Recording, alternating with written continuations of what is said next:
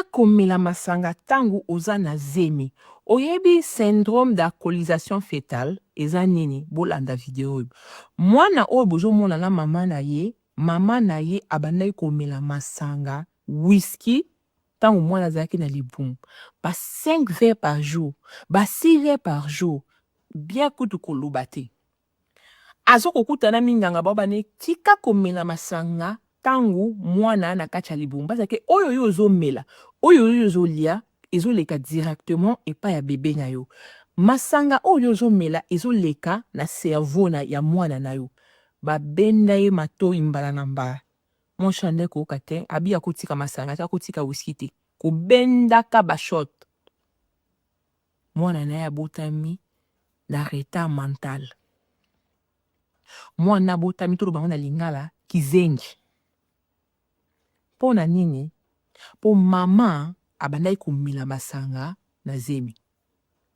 Koloba te ke ngala melaka masanga mwana nga botama normal. O mema déjà pas neurologue. Est-ce que moi nous na classe à travailler bien? Est-ce que moi nous allons concentrer? Est-ce que moi nous allons rendre ti bana nyos? Est-ce que moi nous bouger bien? OK, n'a pas moi nous pas neurologue te alors quoi ko sa témoignage à ma bête. Quoi ko sa témoignage à lokuta te. Masanga pendant période ya grossesse ezalaka interdit. Soko lingi mwana na ozwa no masanga wana changu no mpanzi. Zemi za anka 9 mois.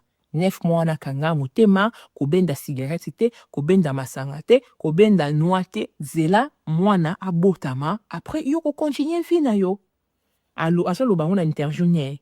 Ils ont minute moko te na regretaka te. Ah, masanga pensioni.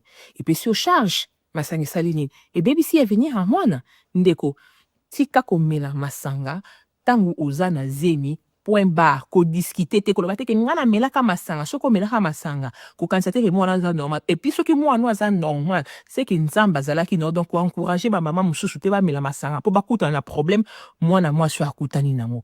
Merci beaucoup à vous les claviers.